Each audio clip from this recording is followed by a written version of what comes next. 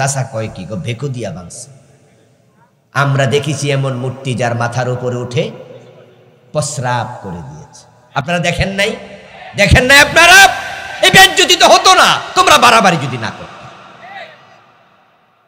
বাড়াবাড়ি ভালো নয়। সম্মান কখনো জোর করে আদায় করা যায় না। 4000 কোটি টাকা শুধু মূর্তি বানায়া বাংলাদেশে তারা খরচ করেছে। এত মূর্তি বাংলাদেশে আগে ছিল না। তোমাদের বাবাকে আমরা সম্মান করি, বঙ্গবন্ধুকে আমরা সম্মান করি না, কিন্তু জোর করে সম্মান আদায় করা যায় না। দেশের টাকা খরচ করে রাস্তায় রাস্তায় মূর্তি বানিয়েছ। অগাস্ট বিপ্লবের পরে বেজ্জতি কারে বলে দেখে ছেড়েছে, তারা দেখিয়ে ছেড়েছে, তোমরা দেখে নিয়েছো। এই মূর্তিগুলার গলার মাঝে রশি লাগায় টান্না টান্না মাটির ফেলছে। দেখেন না আপনারা? জিয়াউর রহমানের নামে এয়ারপোর্ট আছে। এয়ারপোর্টের নাম ছিল জিয়া আন্তর্জাতিক বিমানবন্দর। তোমার কি এটাও সহ্য হবে না? স্বাধীনতার যুদ্ধে কি শহীদ প্রেসিডেন্ট জিয়াউর রহমানের কোনো ভূমিকা ছিল না? উনি কি স্বাধীনতার ঘোষণা দেন নাই? উনি কি বলেন আমি মেজর জিয়া বলছি, এ কথা বলেন নাই? অস্বীকার করতে পারবেন? হ্যাঁ, কথা হতে পারে উনি বঙ্গবন্ধু থেকে শুনেছেন তারপরে বলেছেন, অথবা বঙ্গবন্ধু নাকি অর্ডার করছে উনি বলেছেন। কিন্তু আমরা বলি না, বঙ্গবন্ধু তো তখন জেলখানায় ছিল। জেলখানা ছিল না? পাকিস্তানে ওনাকে ধরে নিয়ে গেছে। তো জেলে থেকে উনি কেমনে কইছে জিয়ারে যে তুমি ঘোষণা দাও? আসলে না, শহীদ প্রেসিডেন্ট জিয়াউর রহমান দেশের প্রতি উনারও প্রেম আছে। উনি সাহস করে বলেছেন যে না, আমি মেজর জিয়া বলছি, কালুরঘাট বেতার কেন্দ্র থেকে স্বাধীনতার ঘোষণা আমি দিচ্ছি। এটাকে হালকাভাবে নেবেন না, হিংসা করবেন না। উনার নামটা পর্যন্ত সহ্য হয় নাই। আন্তর্জাতিক বিমানবন্দর থেকে জিয়াউর রহমানের নাম বাদ, এটার নাম দিছে শাহজালাল বিমানবন্দর। কেন রে ভাই? শাহজালালের নাম এখানে না দিয়ে আরেক জায়গা দেওয়া যাইতো না? উনারটা বাদ দিতে হবে কেন? অন্যের নামটা পর্যন্ত তোমাদের সহ্য হয় নাই। এই একটা নাম চেঞ্জ করার পিছনে দেশের কত 100 কোটি টাকা খরচ হয়েছে আপনি কি জানেন? যে যত কাগজ আছে, সিল আছে, ফেড আছে, সব চেঞ্জ করা লাগছে, ঠিক না? বাংলাদেশের সাথে যোগাযোগ আছে পৃথিবীর যত দেশের, সব দেশের জায়গাতে এই নাম change change change change, seal মোহর কত কোটি টাকা খরচ হয়েছে। জাতির কি লাভ হয়েছে? এ নাম পরিবর্তন জাতির কি লাভ হয়েছে? হিংসা ছাড়া আর কিচ্ছু না। ও বেটার নামটাও তোমাদের সহ্য হবে না, আর নিজের বাবার মূর্তি বানাইবা, বাংলাদেশের টাকা খরচ করে হাজার হাজার মূর্তি বানাইবা। এই বাড়াবাড়ি আল্লাহ সহ্য করে নাই, এমন বেজ্জতি করছে যেটা পৃথিবীর ইতিহাসে আর হয় না। ওই বেটা হয়তো কবরে থাইকা বদদোয়া দিতেছে, তোরারে দিতেছে, তোদেরকে বদদোয়া দিচ্ছে যে তোরা এমন কাম কেন করো যে কাম করলে আমার মাথায় উঠে মানুষ প্রস্রাব করে। আমার বন্ধু বলছিলাম, আপনি স্বার্থপর, আপনি বোবা শয়তান, যদি অন্যায় দেখার পরও আপনি চুপ করে থাকেন। আমরা তো সমাজে কত জিকিরওয়ালা দেখি, কিন্তু অন্যায়ের প্রতিবাদওয়ালা আমরা দেখি খুব কম। ডাক্তারের স্লিপের মাঝে, প্রেসক্রিপশনের মাঝে যেমন মিঠা ঔষধ থাকে, তিতা ঔষধও থাকে। ডাক্তার আপনার প্রয়োজন যাহা তাহাই লিখে, ঠিক আল্লাহর কোরআনের মাঝেও কিছু ওয়াজ আছে মিঠা, কিছু ওয়াজ আছে তিতা, কিছু আমল আছে সহজ, কিছু আমল আছে কঠিন। শুধু মিঠা ঔষধে যেমন 103 ডিগ্রি জ্বর যায় না, ওখানে কিছু তিতা সিরাপ দেয়া লাগে। আল্লাহর জান্নাত পাওয়ার জন্য মিঠা মিঠা সুন্নত মানলে চলবে না, কিছু শক্ত সুন্নত মানা লাগবে। প্রিয় নবীজি সাল্লাল্লাহু আলাইহি ওয়াসাল্লাম মানুষের সাথে হাসি মুখে কথা বলতেন। এই হাসি মুখে কথা বলা যেমন সুন্নত, আবার যুদ্ধের মাঠে রাসূল সাল্লাল্লাহু আলাইহি ওয়াসাল্লাম সিংহের মতো গর্জন দিতেন। তাই প্রয়োজনে সিংহের মতো গর্জন দেয়াটাও সুন্নাত, ঠিক না? রাসূলুল্লাহ সাল্লাল্লাহু আলাইহি ওয়াসাল্লাম মিষ্টি পছন্দ করতেন, তাই মিষ্টি খাওয়া যদি কেউ মনে করে এটাও নবীর একটা সুন্নাত, আমি বলবো সেই নবী তো আবার তায়েফের ময়দানে দিনের দাওয়াত দিয়া পাথরের আঘাত খেয়েছেন, তাই শুধু মিষ্টি খাওয়া সুন্নাত না, প্রয়োজনে পাথরের আঘাত খাওয়া সুন্নাত। মিষ্টির সুন্নাতটা সহজ, আর পাথরের আঘাত খাওয়াটা সহজ না কঠিন? আমার রাসূল যেমন 10 দিন ছিলেন ইতিকাফে মসজিদে, এখন আমরা রমাদান আসলে মসজিদে ইতিকাফ করাকে সবাই সুন্নাহ বলি। যদি ইতিকাফ করা সুন্নাহ হয়, আমার রাসূল তো শিবে আবি তালেবে 3 বছর জেল খাটছেন, জেল খাটাও সুন্নাহ হবে, ঠিক না? ইতিকাফ করছে মসজিদে 10 দিন, তো মসজিদে 10 দিন থাকা কি? জেলখানা রাসূল ছিলেন কয়দিন? 3 বছর। তাহলে এটা সুন্নাত না? এটা সুন্নাত। রাসূলুল্লাহ মসজিদে যখন নামাজ পড়াইছেন ইমামতি করে, এখন আমরা ইমামতি করি, বলি এটা নবীর দেখানো সুন্নাত। এবার বলুন তো, আমার রাসূল কি আবার মদিনার প্রেসিডেন্ট হয়ে 10 বছর কোরআন দিয়ে দেশ চালান নাই? হ্যাঁ, সবাই কয় না চালান নাই? তো মসজিদ ইমামতি রাসূল করলেন, এটা যদি সুন্নাহ হয়, আল্লাহর কোরআন দিয়ে দেশ চালানো এটা কি সুন্নাহ নয়? এখন মসজিদের ইমামতির ওয়াজ করলে সব মুসল্লি কয় যে ঠিকই আছে, এটা হাদিসে আছে, হুজুররা কইছে, ইমামতি রাসূল করছে, এটা সুন্নাত, অসুবিধা নাই। যে মাত্র বলবো কোরআন দিয়ে দেশ চালাতে হবে, তখন কই হুজুর রাজনীতির ওয়াজ না করলে চলে না। ওই সুন্নাহর মজা লাগে না। এজন্য আমাদেরকে আগে কইতো যে হুজুর এই ওয়াজ করা যাবে না, করেন না। যে হুজুর শুনে নাই, মাহফিল চলাকালে মাইক কেড়ে নিয়ে গেছে, এমন ঘটনা হুজুরকে স্টেজ থেকে নামাই দিছে, কথা বলতে দেয় নাই। একটু পান থেকে চুন খসছে, এই হুজুরের মাহফিলে বন্ধ করে দিছে, ঠিক না? কতবার কত জায়গায় আমাদের মাহফিল অফ হয়েছে। আল্লাহর শুকরিয়া, এখন বাংলাদেশটা হায়না মুক্ত, ওদের করাল গ্রাস মুক্ত। এখন নিঃসন্দেহে, নিঃসংকোচে, নির্দ্বিধায় কোরআনের কথা মন খুলে বলা যায়। এ সুযোগ করেছেন কে? যে আল্লাহ তাআলা সে সুযোগ আমাদের দিলেন। আসুন আমরা শুরুতে তাকে শুকরিয়া জানাই, কৃতজ্ঞতা জানাই, সবাই মিলে জোরে জোরে একবার কালিমাতু শুকর পড়ি, আলহামদুলিল্লাহ। প্রিয় দিনী ভাইয়েরা, আমার আলোচ্য বিষয় দেয়া হয়েছে সূরাতুস সাফের প্রথম 3 আয়াত।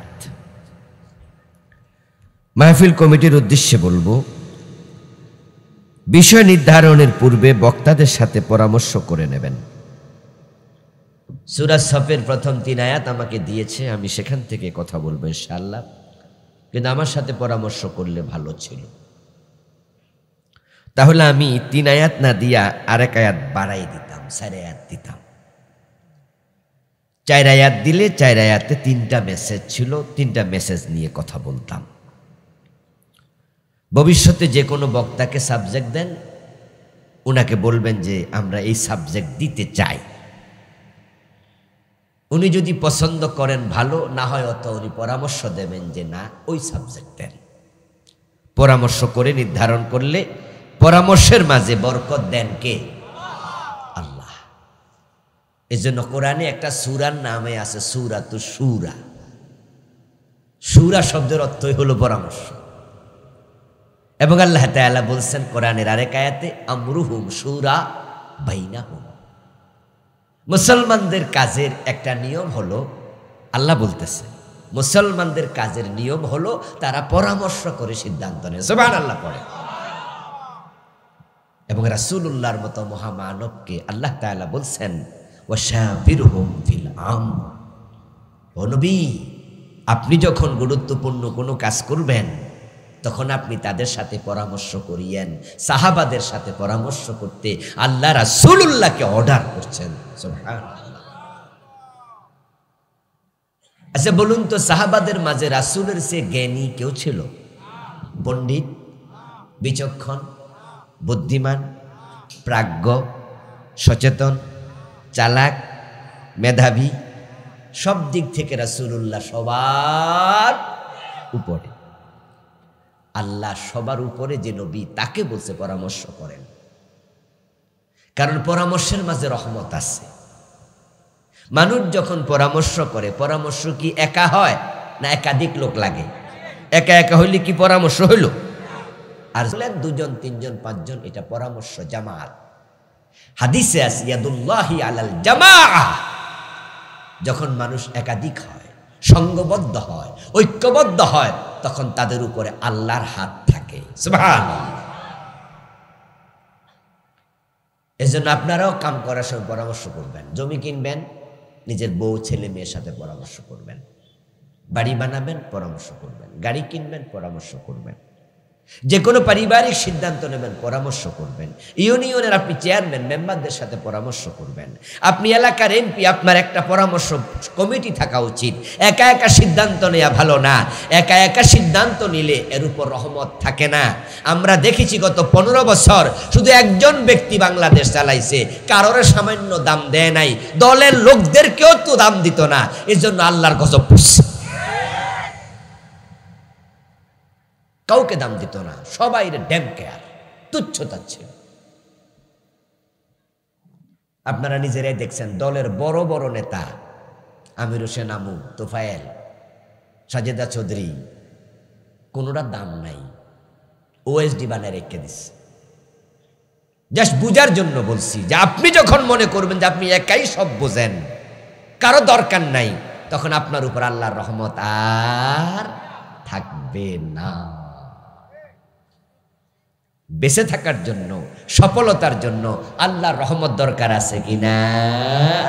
আরে তিনি এত বড়, রহমতের হাত যদি সরাই আনে, আমার আপনার উপায়, কাঙ্গাল হয়ে যাবেন। কাঙ্গাল,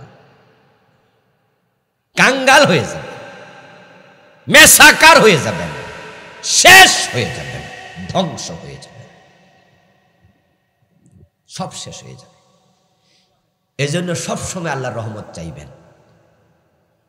আপনার মাইয়া আপনি বিয়ে দেবেন, ঠিকই আছে, যারে বিয়ে দেবেন এর সাথে একটু পরামর্শ করা উচিত না? নাকি কবেন এই মাইয়া ওঠ, গোসল কর, সাজ। মাইয়া কো আব্বা কি হয়েছে, কত তোর বিয়া হইল? যে বিয়ে বসবে জানা লাগবে না ছেলেটার পছন্দ হলো কিনা? কিন্তু আমাদের বাবাদের অভ্যাস কি, এই হে কি বোঝে, ঠিক না? এই তুই কি বোঝস, আই বিয়া দিব, আই না সব বোঝে। তো সংসার আমনি করবেন, সংসার কি বাফে করব?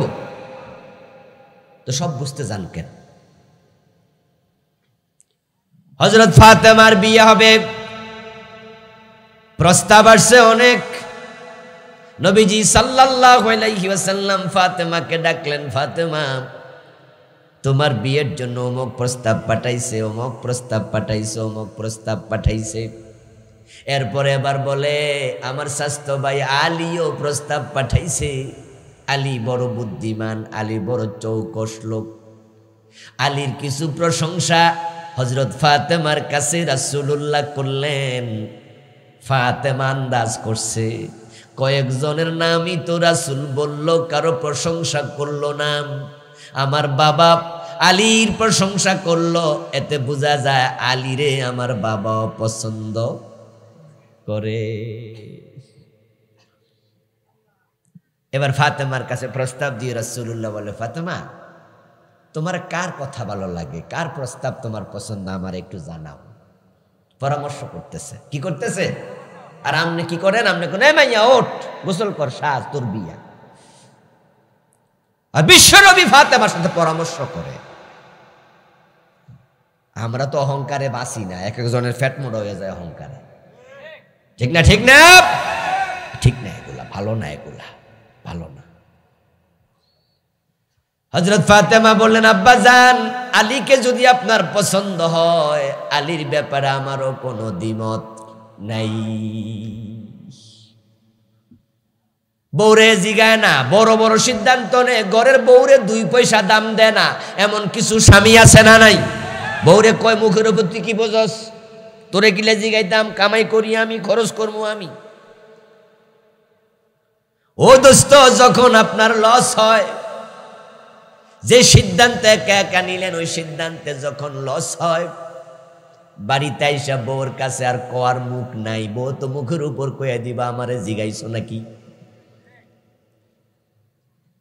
এবং আপনি যখন একা একা সিদ্ধান্ত নেন, তখন বউ মনে মনে বলে পরিবারে আমার কোনো দামই নাই। বলুন তো, পরিবারটা কি আপনাদের সবার না একা? তো তাহলে ওর দাম কেন দিলেন না?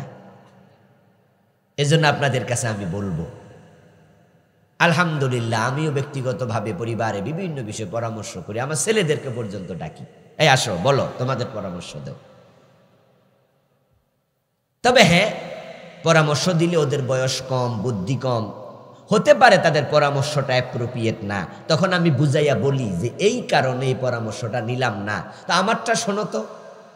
তাদেরকে আমারটা বুঝাইলে তারা যখন বলে যে আব্বা আপনারটাই ঠিক, তাহলে পরামর্শের কারণে আল্লাহর রহমত আসবে, ঠিক না? ইয়াদুল্লাহি আলাল জামাআহ। মাহফিলের বিষয় নিয়ে প্রসঙ্গক্রমে কিছু এক্সট্রা ওয়াজ করে দিলাম, যেটা আজকে সাবজেক্টের বাহিরে। এই ওয়াজটাও দরকার আছে না? এটাও আছে, এটা আমল করবেন। মাহফিল আসলে এটাই তো লাভ।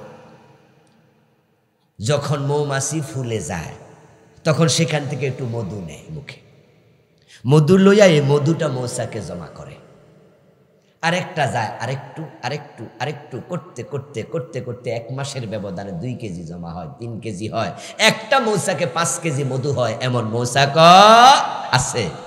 প্রশ্ন করছি আপনাদের, আছে যে 3 কেজি 5 কেজি মধু হয়ে গেল, কোন মৌমাছির মুখে কি 100 টাক মধু জায়গা হইব? আধা 100 টাক? আরে 1 ফুট অত জায়গা হবে না, ওদের মুখে কদ্দুর, আর মৌমাছির সাইজে কদ্দুর, আর হের মুখে কদ্দুর। বিন্দু বিন্দু বালিকণা, ক্ষুদ্র ক্ষুদ্র বালিকণা, বিন্দু বিন্দু জল, গড়ে তোলে মহাদেশ সাগর অতল।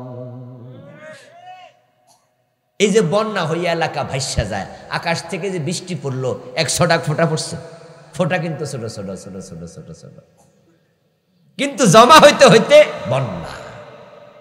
মাহফিলগুলো থেকে ওই মৌমাছির মতো একটু একটু এলেম নেবেন, একটা একটা সুন্নাহ মানবেন, মানতে মানতে মানতে মানতে 100টা মাহফিল থেকে 100টা সুন্নাহ শিখবেন, আপনার কলম এলেমে ভর্তি হয়ে যাবে, জীবন সুন্নায় ভরে যাবে। এটাই তো লাভ। আপনারা যারা আমার সামনে বসা আছেন, সকলে কি মাদ্রাসায় ভর্তি হইয়া দাওরা পাস করার মতো বয়স আছে? সবার কি টাইটেল পাস করার সুযোগ আছে? তো কেমনে শিখবেন? আলেমদের থেকে শিখবেন, মাহফিলে বসবেন, মসজিদে শিখবেন। ওয়াজে আসছেন, হুজুর কি কইছে? দারুণ কইছে, ভালো ওয়াজ হইছে। কি ওয়াজ কইছে? মনে নেই। তো কিতা বালা হয়েছে? এগুলা কইরা লাভ নাই। শুনবেন, অন্তরে কাঁদবেন, হ্যাঁ এইটা আমি নেব। আল্লাহ তৌফিক দিন, বলেন আমিন। দিনী ভাইয়েরা, সূরার নাম সূরাতুস সাফ। এই সূরাটি পবিত্র কোরআন মাজিদের 109 নম্বর সূরা, 61 নম্বর সূরা, আয়াত সংখ্যা 14, রুকু সংখ্যা 2। নাজিল হয়েছে রাসূলুল্লাহর উপরে হিজরতের পরে, এজন্য এর নাম মাদানী সূরা। এই সূরাতে আল্লাহ তাআলা খুব গুরুত্বপূর্ণ কোনো কিছু মেসেজ দিয়েছেন। শুরু করেছেন আল্লাহর তাসবিহ দিয়ে। আমরা মানুষ, আমরা তাসবিহ পড়ি, জিকির আজকার করি, সকাল সন্ধ্যা তাসবিহ করতে আল্লাহ বলেছে। তো আপনি জিকির করেন, জিকির করে আপনি মনে মনে ভাবেন যে যাক, আমার মতো জিকির কেডা করে, সুতরাং বেহেশত আল্লাহ আমারে না দিয়া কারে দেয়। রাস্তার পাশ দিয়ে হাঁটছেন, তাসবিহ টিপছেন, সুবহানাল্লাহ, আলহামদুলিল্লাহ, আল্লাহু আকবার। একটা যুবতী মেয়ে চিৎকার দিয়ে বলছে, বাঁচাও বাঁচাও, কে আছো, আমাকে বাঁচাও। কিছু দুষ্ট ছেলে তাকে তাড়া করছে, পিছু নিয়েছে, ইফটিজিং করছে। আপনি তাসবিহ পড়ছেন, আপনার কানে আওয়াজ আসার পরে আপনি মনে মনে ভাবেন, হায় হায় হায়, মাইয়া মানুষের আওয়াজ, আওয়াজ শোনাও ফাফ। আপনি ডানেও তাকান না, বামেও তাকান না, তাসবিহ পড়ে পড়ে রাস্তা ধরে চলে গেছেন, আর ভাবছেন আমি তো আল্লাহর জিকির করছি। আপনাকে আল্লাহ বলছে, এই শোন, আমার জিকির শুধু তুই করস না, সাব্বাহা লিল্লাহি মা ফিস সামাওয়াতি ওয়াল আরদ, আকাশ এবং জমিনে যত মাখলুক আছে সবাই আমার তাসবিহ পড়ছে, সুবহানাল্লাহ পড়ে। তো সবাই তাসবিহ পড়ে, তুইও তাসবিহ পড়স। আকাশ এবং জমিনের সব মাখলুক তাসবিহ পড়ে। ও আল্লাহর বান্দা, মেয়েটা চিৎকার দিল, বাঁচাও বাঁচাও বলে, তুই জিকির করতে করতে চলে গেলি, তাকে বাঁচানোর জন্য আগাইয়া গেলি না। এই মেয়ে যখন চিৎকার দিছে, ওই জায়গাতে ডানে বামে কত গাছপালা আছে, ওই গাছপালাও মেয়েটাকে বাঁচাতে আগায় নাই। রাস্তার পাশে কত গরু ছাগল বান্দা আছে, তারাও আগানোর জন্য বাঁচানোর জন্য আগায় নাই। এই মেয়েটা যেখানে বাঁচাও বাঁচাও বলে চিৎকার দিল, রাস্তার মাঝে কত কুকুর হেঁটে যায়, কোনো কুত্তাও দৌড়াইয়া আসে নাই। কত মাখলুক আছে, বাতাস আছে, অক্সিজেন আছে, সব তো আল্লাহর মাখলুক। কোনো মাখলুক মেয়েকে বাঁচাতে আসলো না, তুইও বাঁচাইতে গেলি না। তারাও তাসবিহ পড়ে, তুইও তাসবিহ পড়স, মনে মনে ভাবলি তোর তাসবিহ তোরে জান্নাতে নিয়ে যাবে। শোন শোন, এই গাছপালা তাসবিহ পড়ে জান্নাত পাবে না, আকাশ বাতাস তাসবিহ পড়ে জান্নাত পাবে না, এই কুকুর গরু ছাগল সবাই তাসবিহ পড়ে জান্নাত পাবে না। কারণ কেউ আমার খলিফা না, তুই আমার খলিফা, তুই তাসবিহ পড়বি। ওই জালেমের হাত থেকে তুই মেয়েকে বাঁচানোর চেষ্টাও করবি। যদি চেষ্টা না করে শুধু জিকির করস, তারাও জান্নাত পাবে না, তোর কপালেও জান্নাত নাই।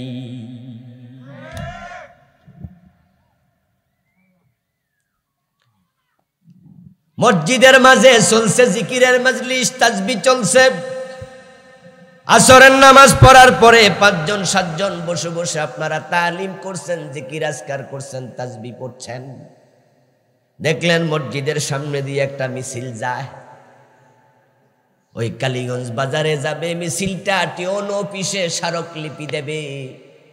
কারণ বক্তারপুর ইউনিয়নের অমুক জায়গায় অমুক মাসের এত তারিখে একটা যাত্রা প্যান্ডেলের আয়োজন করেছে এলাকার কিছু দুষ্ট পোলাপান।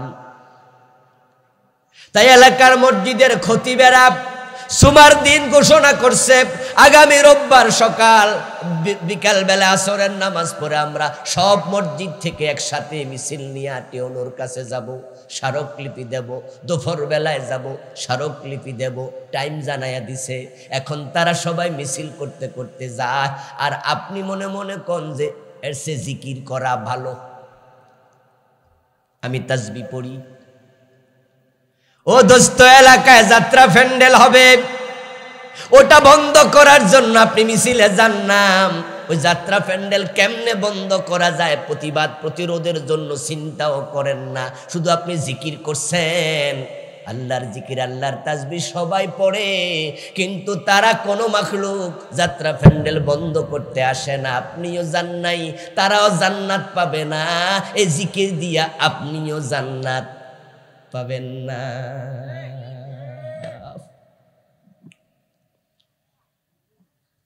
হযরত আদম আলাইহিস সালামকে যখন আল্লাহ বানানোর সিদ্ধান্ত ঘোষণা করেছিলেন,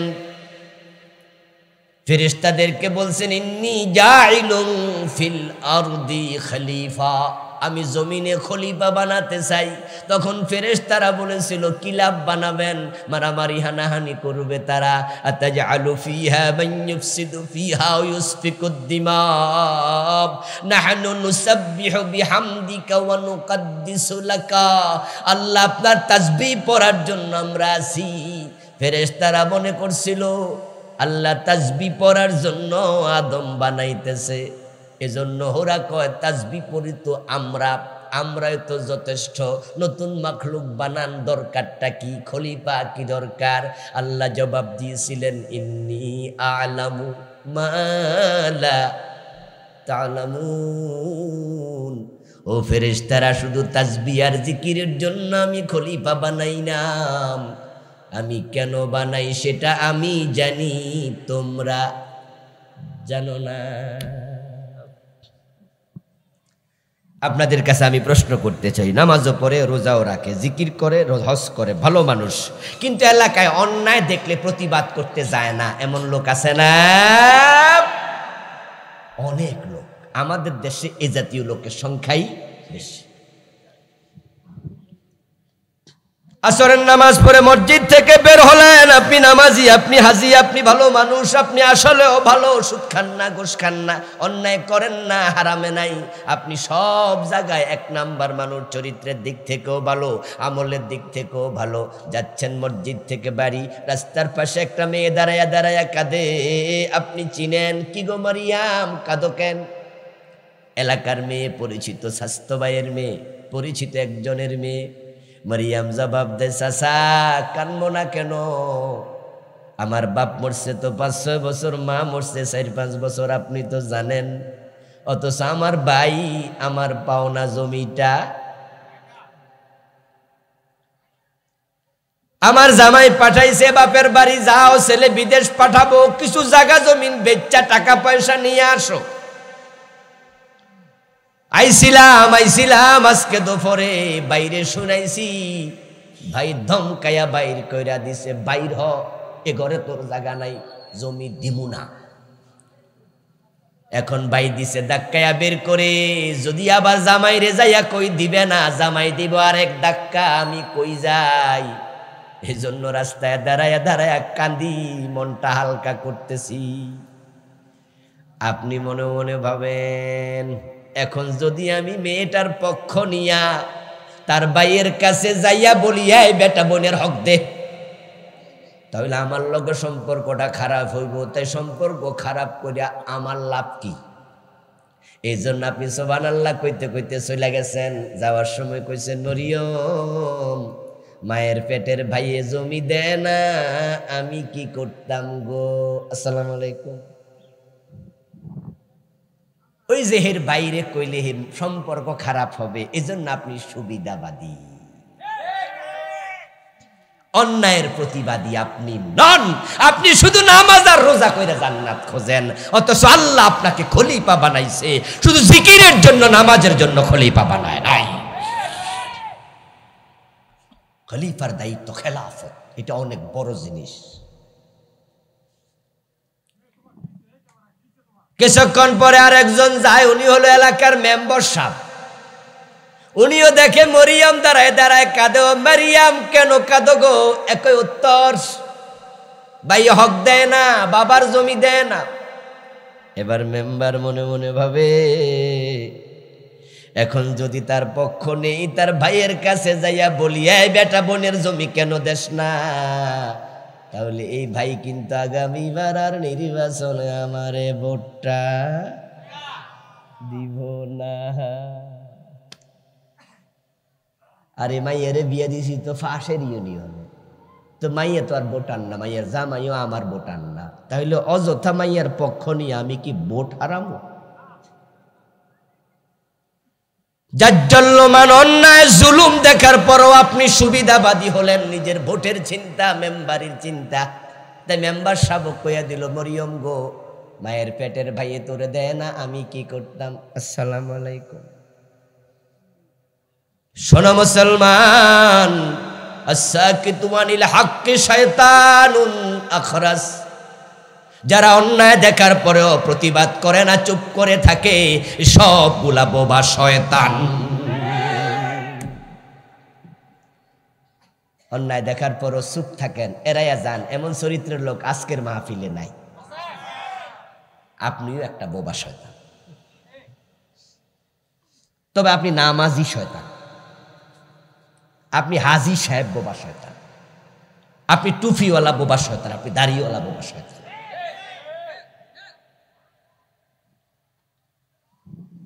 এবার বলুন তো, যারাই শুনেছে তারাই যদি বলতো এটা কেমন কথা? এই মারিয়াম কাদা লাগবে না, চোখ মোছ, চল আমার সাথে। ওই প্রথম যুবকটা মারিয়াম নামক মেয়েটাকে সাথে নিয়ে বলে মেম্বারের বাড়িতে চল, তোর ভাইয়ের কাছে আমি একা যাবো না, মেম্বার রে লইয়া যাবো। এই মেম্বার সাহেব চলেন তো। মেম্বার বলল কি খবর, কেন? কাহিনী শুনাইলো। মেম্বারও বলল ঠিক কথা তো, বাপের সম্পত্তিতে ভাইয়ের যেমন হক আছে বোনের আছে না নাই? তাহলে তার ভাই তার হক কেন দেবে না?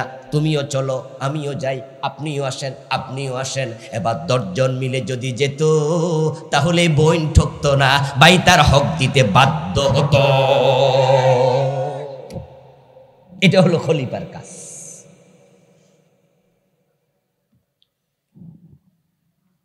আল্লাহ তাআলা কুরআন মাজিদে শুধু কিছু আইন দিয়েছে, রাসূলুল্লাহ সাল্লাল্লাহু আলাইহি ওয়াসাল্লাম হাদিসে আইনগুলোর ব্যাখ্যা করেছে। এখন আইনগুলো সমাজে আল্লাহ কায়েম করে না, এটা আল্লাহর নিয়ম না, কায়েম করার জন্যই খলিফা বানাইছে। আল্লাহ আইন দিয়েছে আস-সারিকু ওয়াস-সারিকাতু ফাকতাউ আইদিয়াহুমা জাযাআম বিমা কাসাবা নাকালাম মিনাল্লাহ। আল্লাহ বলে চোর নারী হোক আর পুরুষ হোক ধরে ধরে হাত কেটে দাও। এবার বলুন তো আসমান থেকে নেমে এসে আল্লাহ কোন চোরের হাত কাটছেনি? দায়িত্ব কার? খলিফার। হ্যাঁ, সরকার শুধু সংসদে বইয়া বইয়া আইন বানায়। আচ্ছা, যারা আইন মানে না হেরারে ধরার জন্য কোনদিন এমপি কারো বাড়িতে আইছে? এমপিরা সংসদ ভবনে বইয়ে বইয়ে আইন বানাই দেয়। আর এই আইন বাস্তবায়নের জন্য পুলিশ রাখছে, র্যাব রাখছে, আনসার রাখছে, চৌকিদার রাখছে, ঠিক না? হেরারে সরকার বেতন দেয়। সরকার আইন বানাইছে ফ্যান্সি ডিলের ব্যবসা করা যাবে না, ফ্যান্সি ডিল খাওয়া যাবে না। যদি কেউ খায় তাহলে তার 6 মাসের জেল। কথার কথা। যেই এমপি আইনটা বানাইছে এই এমপি ফ্যান্সি ডিল কারা খায় দৈরা দৈরা কি 6 মাস জেল দিছে? এজন্য পুলিশ আছে, পুলিশের সরকার বেতন দেয়। আইন বানাবে সরকার, প্রয়োগ করবে পুলিশ। পুলিশ যদি সরকারের আইন প্রয়োগ না করে পুলিশের চাকরি শেষ। আইন বানাবেন আরশের মালিক, আইনের কিতাব কোরআন, এটা প্রয়োগ করবে খলিফা। যে খলিফা আল্লাহর আইন প্রয়োগ করবে না তার জান্নাত শেষ। এবার আত্মসমালোচনা করেন যে আমরা কয়জনে এই কামে আছি? জান্নাতে সবাই যেতে চাই, এই ক্ষেত্রে আবার 1 নম্বরে আছি। জান্নাতে কে কে যাবেন কইলে 2 হাত একসাথে তোলা দেখারে থাকবো, পারলে হাওলাত করে আর একটা তোলা। জান্নাত কি চাইলে পাওয়া যায়? এত মাগনা। জান্নাত যদি চাইলে পাওয়া যেত তাহলে হিন্দুরাও জান্নাত পেত। কালীগঞ্জ বাজারে যান, যায় দেখবেন কত হিন্দুর দোকানের মাঝে বাবার ছবি টানানো, বাবা গেছে মরে, এবং মরা মানুষের ছবি টানাইয়া বুকের মাঝে নিচে লিখে দিয়েছে স্বর্গীয় সত্যেন্দ্র নারায়ণ দাস, স্বর্গীয় শ্যামল দত্ত বাবু, স্বর্গীয় দুলাল চন্দ্র ভৌমিক। আসেনি? দেখছেন নি? দেখছেন নি কোনোদিন? ওমা কথা কয় না কেন দোস্তরা? দেখছেন? স্বর্গীয় শব্দের অর্থ কি? হ্যাঁ, স্বর্গে অলরেডি গেছে। স্বর্গ আর জান্নাত কি 2 জিনিস না 1 জিনিস? 1 জিনিস। কি শখ রে বাবা, অলরেডি বাপ ফেরে স্বর্গে ফাটাইয়া দিয়া নিশ্চিন্তে দোকানদারি করতেছে, টেনশনই নাই। আর আমরা যারা এখানে বসে আছি, আমরা চান্স পাইলে রাব্বির হামহুমা কামা রাব্বায়ানি সাগীরা, আল্লাহ আমার বাবারে জান্নাত দাও, আল্লাহ আমার মারে জান্নাত দাও, আমনে কোন আমিন আমিন আমিন, মানে কি আগ্রহ। আর হে কয় জান্নাত চাওয়া লাগবে কেন, অলরেডি ফাটাইয়া দিছি। স্বর্গ আর বেহেশত 2 জিনিস নয়, একই জিনিস। চোখ এবং নয়ন 1 জিনিস না 2 জিনিস? হ্যাঁ। আরবিতে বলে জান্নাত, বাংলায় বলে বাগান, ফার্সিতে বলে বেহেশত, ইংরেজিতে বলে হেভেন, সংস্কৃতি শব্দ হলো স্বর্গ। আবু বকর জান্নাতি, হযরত ওমর বেহেশতি। জিনিস কি 2টা না 1টা? কুনতুম খায়রা উম্মাতিন উখরিজাত লিন-নাস তা'মুরুনা বিল মা'রুফি ওয়া তানহাউনা আনিল মুনকার। তোমরা সৃষ্টির মাঝে সেরা, তোমাদেরকে বানানো হয়েছে শ্রেষ্ঠ করে, শ্রেষ্ঠ উম্মত করে। দায়িত্ব হলো তোমরা সৎ কাজের আদেশ করো, অন্যায় দেখলে প্রতিরোধ করো। যেই সমস্ত লোকেরা অন্যায় দেখলে প্রতিরোধ করে তারাই হলো খলিফা। এখন আল্লাহর খলিফারা আল্লাহর জিকিরও করে, কারণ যারা জিকির করবে, তাসবিহ পড়বে, তাদের সম্মান বাড়ায়া দেবেন কে? ফাযকুরুনি আযকুরকুম ওয়াশকুরুলি ওয়ালা তাকফুরুন। মানুষ যখন আল্লাহর জিকির করে, আল্লাহকে স্মরণ করে, কোরআন মাজিদ আল্লাহ বলে আমাকে ডাকো, আমাকে স্মরণ করো। যখন তুমি আমি আল্লাহকে ডাকবে, আমি আল্লাহ তোমাকে স্মরণ করব। হাদিসে কুদসি দা যাকারানি ফি নফসিহি যাকারতুহু ফি নফসি ওয়া ইযা যাকারানি ফি মালাইন যাকারতুহু ফি মালাইন খায়রিম মিনহুম। রাসূলুল্লাহ বলছেন, হাদিসে কুদসি আল্লাহ নিজে বলতেছেন, আল্লাহ বলে যখন আমাকে কেউ একা একা ডাকে, আমি আল্লাহ তাকে একা একা স্মরণ করি। আর যখন কোনো মজলিসে আমি আল্লাহকে স্মরণ করে, আমি এর চেয়ে দামি মজলিসে তার নাম স্মরণ করি।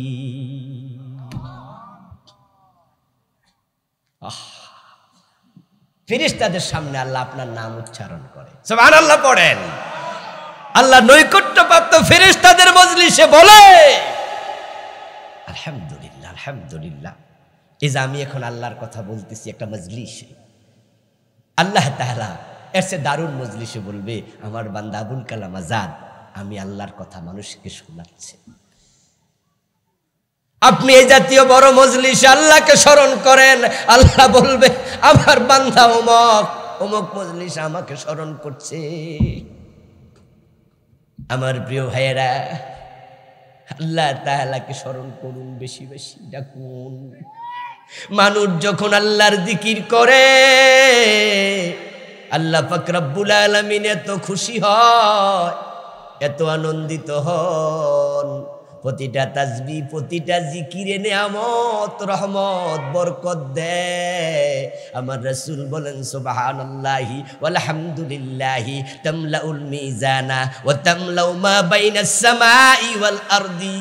আল্লাহর বান্দা যখন সুবহানাল্লাহ পড়বে, আলহামদুলিল্লাহ পড়বে, এর সওয়াব দিয়ে আল্লাহ মিজান ভরপুর করে দেবেন। একবার সুবহানাল্লাহ আলহামদুলিল্লাহ পড়লে আকাশ এবং জমিনের মাঝখানে যে ফাঁকা জায়গা, আল্লাহ ওই পরিমাণ সওয়াব আমলনামার সাথে সাথে লিখে দেন।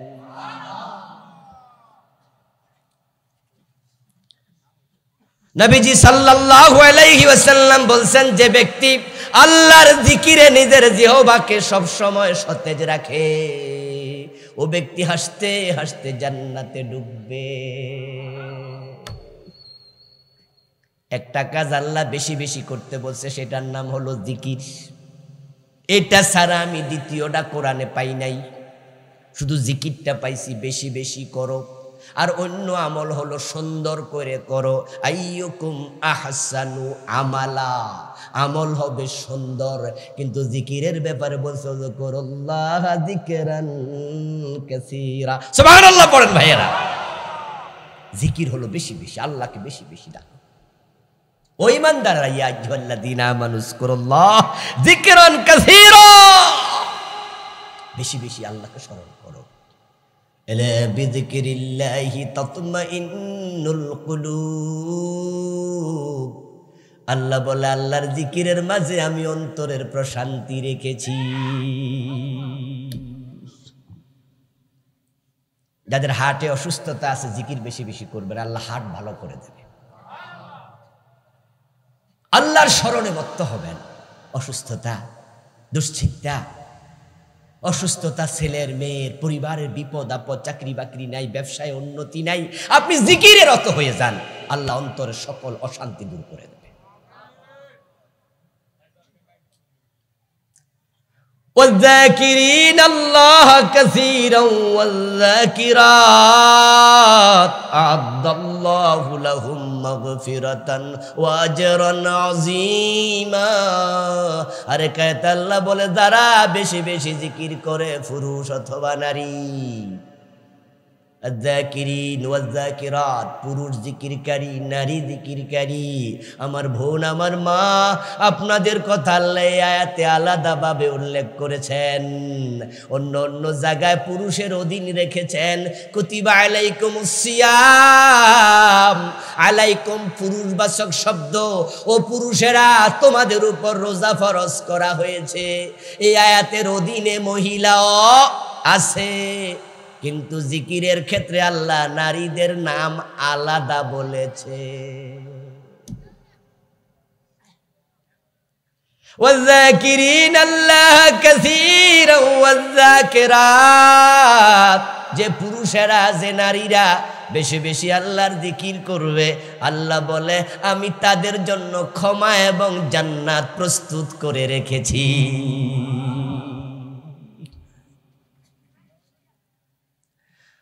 واذكر اسم ربك وتبتل إليه تبتيلا। নবী মুহাম্মদকে বলো, আমার প্রিয় নবী, আপনার রবের নাম আপনি অন্তঃকরণে সব সময় রত থাকেন, জারি রাখেন। হাদিস আছে কানা রাসূলুল্লাহ সাল্লাল্লাহু আলাইহি ওয়াসাল্লাম ইয়াযকুরুল্লাহ আলা কুল্লি আহইয়ানি। রাসূলুল্লাহর অভ্যাস ছিল তিনি চুপ থাকতেন না, কাজ থাকলে কাজ করতেন, কথা থাকলে কথা বলতেন। যখনই কাজ নাই কথা নাই তখন জিকিরে রত থাকতেন। বেশি বেশি পড়তে থাকেন সুবহানাল্লাহ, আলহামদুলিল্লাহ, আল্লাহু আকবার, লা ইলাহা ইল্লাল্লাহ। এইভাবে জিকিরে যদি আপনি রত থাকেন, আল্লাহ আপনার স্মরণে রত থাকে, আপনি আল্লাহর সাথে থাকেন, আল্লাহ আপনার সাথে থাকে। তাসবিহ পড়বেন, জিকির করবেন বেশি বেশি করে, বেশি বেশি করে। ও প্রিয় ভাই, রাসূল বলছে কত মানুষ আছে হাসরের ময়দানে যারা শুধুমাত্র উকুনের ডিম পরিমাণ সওয়াবের কমতিতে জাহান্নামে যাবে। কি উদাহরণ! আখিরাত নিয়ে আমি একটি বই লিখছি, এই বইটা এখানে আছে আমার সামনে, আমার লেখা 8টা বই। আখিরাতের বইটা সবচেয়ে বড়, এতে আমি 500-র উপরে হাদিস আছে, ওটা 400 পৃষ্ঠার বই। এই বই লিখতে গিয়ে গত বছর লিখছি বইটা, আলহামদুলিল্লাহ। আমি এই হাদিসটা জীবনে প্রথম পড়ছি, এর আগে আমি পাই নাই। নবীজি বলতেছেন যে উকুনের ডিম পরিমাণ সওয়াব কম, তাই সে বেহেশত থেকে বঞ্চিত হবে। আমি কই খাইছে, উকুনও পাইলো, ডিমটাও বাইর করলো হুজুরে। যে নবীজি উকুনের ডিম এটা বুঝলো কেমনে? আচ্ছা, আপনারা আমার সামনে যারা আছেন, উকুনের ডিম কয়দিন দেখছেন? আমরা দেখেছি বিভিন্ন মুরগির ডিম, হাঁসের ডিম নাকি, কিন্তু উকুনের ডিম এটা তো মাথায় আসে না। নবীজি কি বুঝালেন? এরে ভাই গরম লাগতেছে যে আমার, এই মাহফিলওয়ালারা হাত পাখা অথবা টেবিল ফ্যান লাগবে, গরম লাগতেছে, দায়িত্ব দেন। এমন কিছু উকুন আছে মা বোনদের মাথায় হয়, চুলের মাঝে, যেগুলো এত ছোট যে এগুলো হাতের আঙ্গুল দিয়া টাইন না আনে, তারপরেও চায় যে আইসিন। এরপরে এবার আন্দাজ করে, মনে হয় আঙ্গুলে নখে দেখা যায় রে, তারপরে নখের উপর রাইখা ঠুস করলে কয় মরছে, ঠুস না হইলে কয় না মরে নাই, আইসে। আচ্ছা, উকুন যদি এত ছোট হয়, তার ডিম?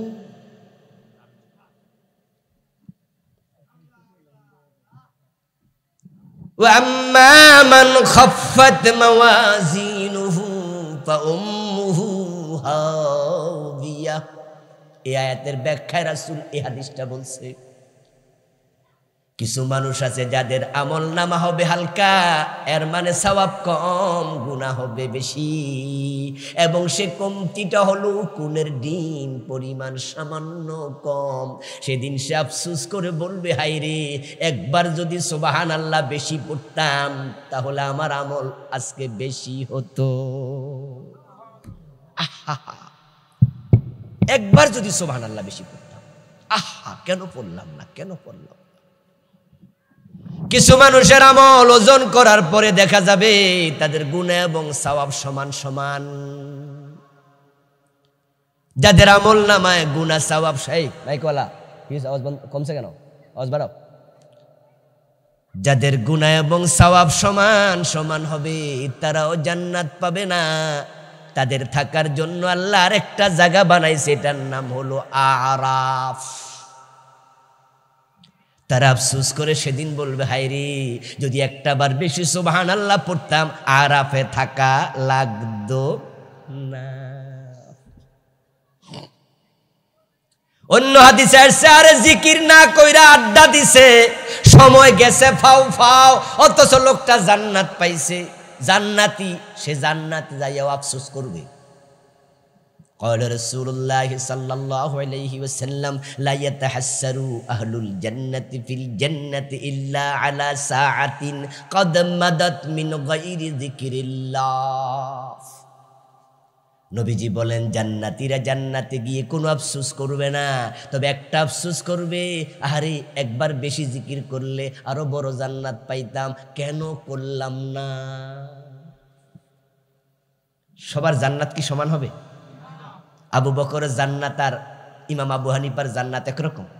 ইমাম আবু হানিফার জান্নাত আর আপনার জান্নাত একরকম? অবশ্যই না। এই জন্য জান্নাতি পর্যন্ত জান্নাতে আফসোস করবে, আহা কেন জিকির করলাম না।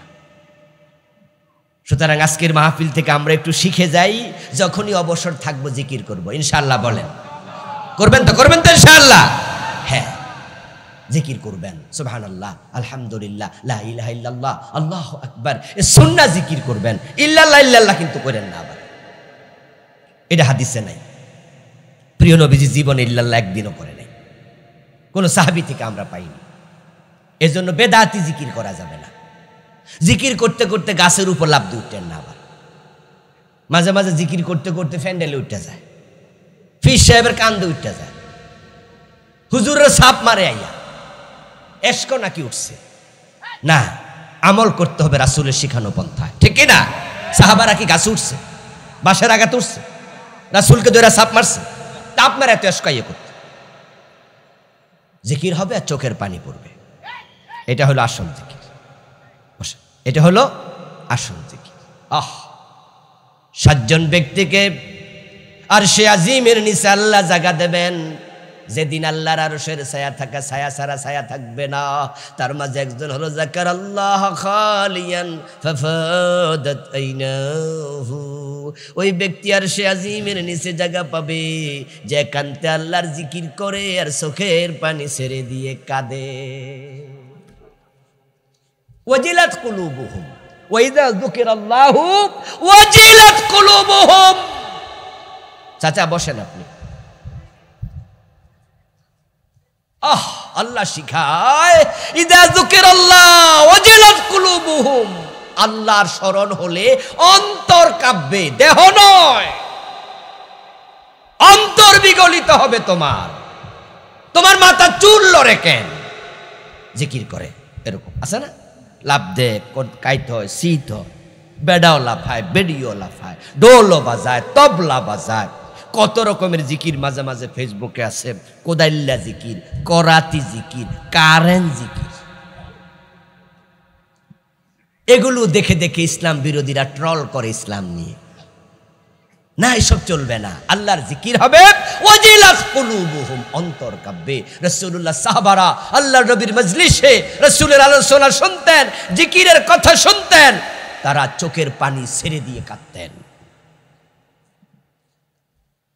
প্রিয় ভাইরা, রাসূলুল্লাহ সাল্লাল্লাহু আলাইহি ওয়াসাল্লাম আমাদেরকে বেশি বেশি জিকির করতে বলছেন। তিনি বলছেন লিকুল্লি শাইইন সাকালা ওয়া সাকালাতুল কুলুবি যিকরুল্লাহ। জামা ময়লা হলো, পরিষ্কারের জন্য সাবান আছে। লোহা ময়লা হলো, পরিষ্কার করার জন্য রেত আছে। স্বর্ণ ময়লা হলো, পরিষ্কার করার জন্য অ্যাসিড আছে। সব কিছু পরিষ্কার করার জন্য যন্ত্র আছে। তোমার কলবে যে গুনার ময়লা, সেটা পরিষ্কার করার যন্ত্র হলো আল্লাহর জিকির। আমাদের অন্তরে গুনাহ আছে না নাই? আছে। আছে মানে ভইরা গেছে গুনায়। ইযা আযনাবাল মুমিন কানাত নুকতাতুন সাউদাউ ফি কলবিহি। নবীজি বলতেছেন, যখন কোনো ব্যক্তি মুমিন একটা গুনাহ করছে, তার অন্তর ছিল দবদবে সাদা কাগজের মতো পরিষ্কার, একেবারে খালি, ময়ের পেট থেকে গুনাহ নিয়ে আসে নাই দুনিয়ায়। সাদা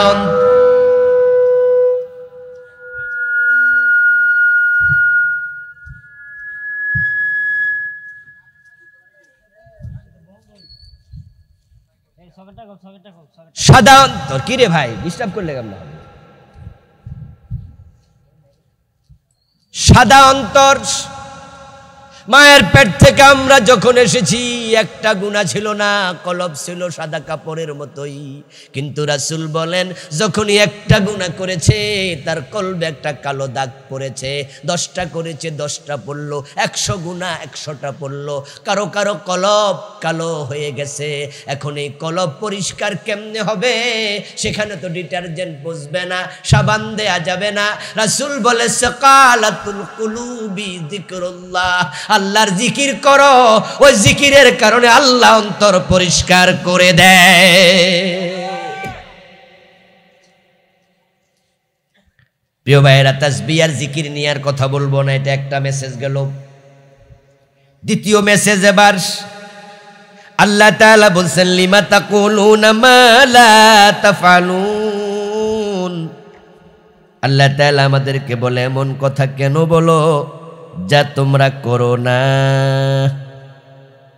এর মানে হলো, আপনি বলেন এটা করো, নিজে করেন না, এটা ছাড়ো, নিজে ছাড়েন না। আল্লাহ বলেন, এমন জিনিস আমি আল্লাহ পছন্দ করি না। এমন কথা তুমি কেন বলো যা তুমি করো না। কাবুরা মাকতান ইনদাল্লাহি আন তাকুলু মা লা তাফআলুন। বরং তুমি যা বলবে তা যদি না করো, যা তুমি করো তা যদি না বলো, তোমার মুখে একটা অন্তরে আর একটা, এটা আল্লাহর কাছে বড় ঘৃণিত। এই চরিত্রের লোককে বলা হয় মুনাফিক। কথায় কাজে মিল নাই। যা বলে তা করে না, যা করে তা বলে না, উল্টা উল্টা চলছে। কত খারাপ মানুষ! মুখে মধু, অন্তরে বিষ। মুহ মে শেখ ফরিদ, বগল মে ইট। আল্লাহ তাআলা সূরাতুস সফের 2য় আয়াতে বলতেছেন, মুনাফিক হয়ো না। যদি তুমি মুনাফিকি করো, মুনাফিক হও, তাহলে আমি আল্লাহর সিদ্ধান্ত শোনো, ইন্নাল মুনাফিকিনা ফিদ দারকিল আসফাল মিনান নার। মুনাফিককে আমি জাহান্নামে সবার নিচে ফেলে দেব। আবু জেহেল, আবু লাহাব, উতবা, শায়বা, ফিরাউন, নমরুদ সব জাহান্নামী। তবে মুনাফিক যারা, তারা জাহান্নামে ফিরাউনেরও নিচে থাকবে। আল্লাহর কাছে মুনাফিক খুব ঘৃণিত, খুবই ঘৃণিত। এবং আল্লাহ মুনাফিককে দিয়ে জাহান্নাম উদ্বোধন করবেন। জাহান্নামে প্রথম যাকে ফেলবেন সে হলো মুনাফিক। ওয়াদাল্লাহুল মুনাফিকিনা ওয়াল মুনাফিকাতি ওয়াল কুফফারা নারা জাহান্নাম খালিদিনা ফিহা ইন্নাল্লাহা জামিউল মুনাফিকিনা ওয়াল কাফিরিনা ফি জাহান্নামা জামিয়া। জাহান্নাম, মুনাফিক, কাফের সব যাবে। শুরুটা করলেন মুনাফিক দিয়ে, এটাই তো স্বাভাবিক। কোনো বোতলের মাঝে আপনি যদি একটা মার্বেল ফেলেন, তাহলে মার্বেল সবার নিচে সেটা প্রথমে ফেলেছেন যেটা। 10টা ফালান, একবারে নিচেরটা সবার আগে যেটা, ওটা। মুনাফিককে আল্লাহ তাআলা এত ঘৃণা কেন করেন? এর কারণ হচ্ছে, ইসলামের যত দুশ্মন আছে, মুনাফিকরা হলো সবচেয়ে বড় দুশ্মন। মুনাফিক কারা? মুনাফিক হলো ওই সমস্ত মানুষ, ইউখফিল আদাওয়াতা ওয়া ইউযহিরুস সাদাকা, বন্ধুত্ব প্রকাশ করে আর অন্তরে শত্রুতা গোপন করে। ইউজহিরুল ঈমান ওয়া ইউখফিল কুফরা। মুনাফিক তো সে যে মানুষকে বলে আমি নামাজি, আমি মুমিন, আমি ইসলামওয়ালা, কিন্তু অন্তরে ঈমান রাখে না। ইসলাম পাইলেই জবাই করে, কিন্তু বাহিরে বুঝায় সে মুমিন। এটার নামই হলো মুনাফিক। হজ করতে হজে যায়, মসজিদে নামাজ পড়ে, জিজ্ঞাসা যদি করেন যে হজ কেন করলা, কোরআন দিয়া দলিল দেবে, হজের কথা কোরআনে আছে। মসজিদে নামাজ কেন পড়তে যাও, বলে নামাজের কথা কোরআনে আছে। তাহলে চোর ধরে হাত কাটো না, ডাকাত ধরে শুলে দেও না, আল্লাহর আইনে দেশ চালাও না, এটাও তো কোরআনে আছে। কই বেটা চুপ থাকো, রাজাকারের বাচ্চা। কিসের লগে কি ফান্তাবাতে কি, এখানে আবার রাজাকার আসলো থেকে? আমার তো জন্মই হয়েছে স্বাধীনতার পরে, কেমনে রাজাকার? আমি তো ইসলামের কথা কইছি। না না, তোমার কথাটা রাজাকারের সাথে। ও আচ্ছা, তো নামাজ রোজার কথা কোরআনে আছে, সেটাও তো কোরআনে আছে। কারণ নামাজ পড়লে লস নাই, রোজা রাখলে লস নাই, কিন্তু চোরের হাত কাটলে বড় লস। আমি তো আর কানাডায় বেগম পাড়ায় বাড়ি বানাতে পারবো না। চোরের হাত কাটার আইনের কথা কেন শোনাও? এটা শুনাইলে তো বড় বিপদ। আমরা তো আর দেশের টাকা বিদেশে পাচার করতে পারবো না। প্রধানমন্ত্রী সাবেক উনি বলেছেন যে তার বাড়ির ফিয়ন কত কোটি টাকার মালিক। দেখে আমাদের কথা না, উনার কথা। আপনাদের কাছে আমার প্রশ্ন, 400 কোটি টাকা চাকরি কইরা কামাইছে।